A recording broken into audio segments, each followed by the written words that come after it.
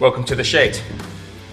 So the plan is to try and use 28mm OD, 25mm ID, because that's the size of the port coming out the head. We're going to step it up to one of our generic tri-oval silencers, which is 51mm, a little bit large, but that'll be fine. And then we'll make a cone reducer, or should I say expander, to get it up to 51 to 28. I haven't brought enough beams back with me, but we're going to knock something up. We'll be a little bit angular, but at the end of the day, it's for test purpose. We've got, we just want to see if we can get an uplift on power just by getting a free flowing pipe. So watch this space and for the next video.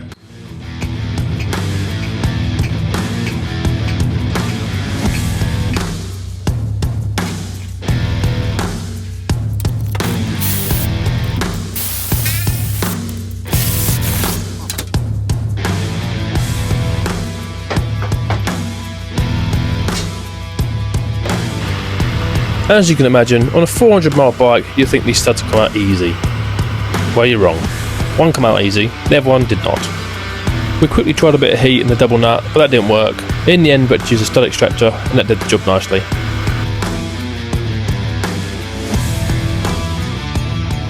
Right, so she's taped up. We've just literally stuck this together with tape, which you can do. Don't get it too warm, it goes really soft then and it will fall out of place. So we've got a fixed point at the front.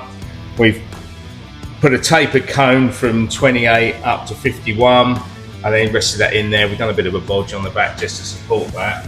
And it kind of fits. It's a bit angular, but for the prototype, this will do is we just want to see if we get an increase in power. That's all we're doing at the moment. I'm going to test it with suppressor in and suppressor out. So let's see what it does.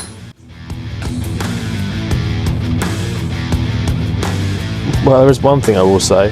There's definitely no pigeon poo here, I'll tell you that much. Look at those welds. Oh, lovely.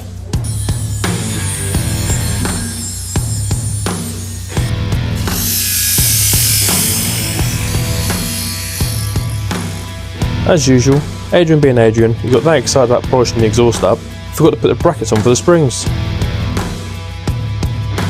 But to be fair, I'll let him off, it does look good. So here we are, we've got it all fitted on, welded up, ground all the welds off, got carried away with doing that, and then in turn forgot to put the springs on that hold the silencer on, so that's a job to do after we shut this video off. So it kind of fits. I know it's a little bit angular and it does look like we've designed the whole thing on an Etch-a-Sketch, but I think it's going to work well. The silencer sort of fits in there quite nicely. We've got a wide bracket in the back which holds it in on the 2 points.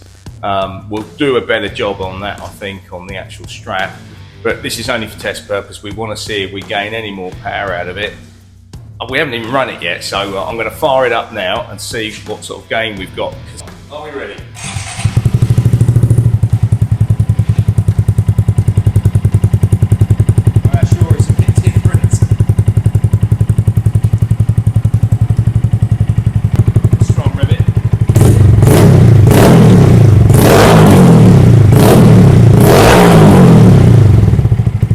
And there you go. If you want to see it on the dyno to see what it does, stay tuned for part 3, where we're going to compare the standard exhaust to this free-flowing exhaust to see if it makes a difference. What do you reckon? Leave a comment, and remember, like and subscribe.